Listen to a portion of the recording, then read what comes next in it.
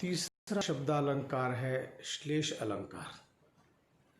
श्लेष अलंकार का लक्षण है श्लिष्टै पदैरनेकार्थाभिधाने श्लेष इष्यते, अर्थात श्लिष्ट पद द्वारा अनेक अर्थों का कथन करने पर श्लेष अलंकार होता है।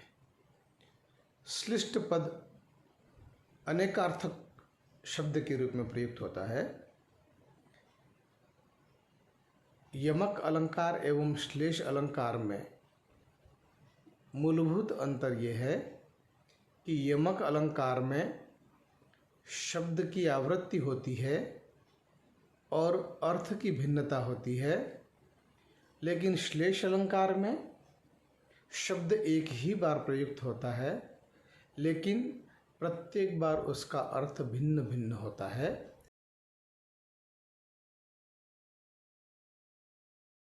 पद का जहाँ पर प्रयोग होता है वहाँ पर श्लेष अलंकार होता है। श्लेष अलंकार के भी अनेक भेद कहे गए हैं, जैसे वर्णश्लेष, प्रकृति श्लेष, प्रत्यय श्लेष, पद श्लेष, वाक्य श्लेष आदि 8 प्रकार के इसके प्रमुख भेद होते हैं। श्लेष अलंकार का उदाहरण है प्रतिकूलतामुपगतैः विधो विफलत्वमेति बहुसाधनता अवलंबनाय दिन भर्तुर्भुन्य पतिष्यतः कर सहस्त्रमपि। यहाँ पर विधौ शब्द प्रथम चरण में जो प्रयुक्त हुआ है वह श्लिष्ट पद है। विधौ, विधि और विधु इन दोनों के अर्थों में प्रयुक्त हुआ है। भाग्य और चंद्रमा ये 2 भिन्न भिन्न अर्थ को प्रदर्शित करने वाला विधौ शब्द है। प्रतिकूल होने पर और चंद्रमा के प्रतिकूल होने पर, इस प्रथम चरण का अर्थ है। उसी प्रकार चतुर्थ चरण में कर शब्द जो प्रयुक्त हुआ है वह कर भी श्लिष्ट पद है। कर का मतलब हाथ और दूसरा जो अर्थ है वह है किरण। यहाँ पर 2 भिन्न भिन्न अर्थ हैं, सूर्य की हजारों किरणें और मनुष्य के हजारों हाथ, ये 2 भिन्न भिन्न अर्थों में प्रयुक्त हुआ है।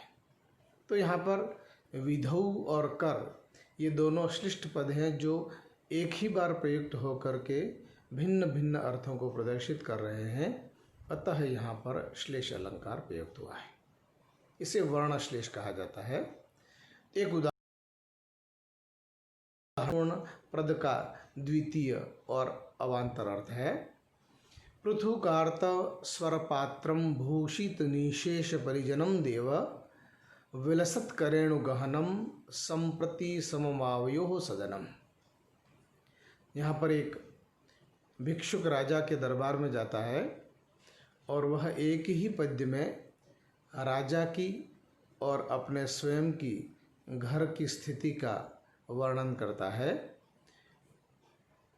पदच्छेद करने पर 2 भिन्न भिन्न अर्थ प्रयुक्त होते हैं। पृथुकार्तः स्वरपात्रम, इसमें प्रथम चरण में 2 भिन्न अर्थ हैं। एक राजा के पक्ष में है जहाँ पर विशाल सोने के पात्रों से जो घर सजा हुआ है ऐसा, और दूसरा है पृथुक आर्तम स्वरपात से भरा हुआ है ऐसा घर। भूषित निशेष परिजनम देवः, जहाँ के परिजन हैं वो अलंकरणों से विभूषित हैं, सजे हुए हैं। और दूसरा अर्थ है भू उषित निशेष परिजनम देवः, जिसके परिजन भूमि पर ही शयन करने वाले हैं ऐसे।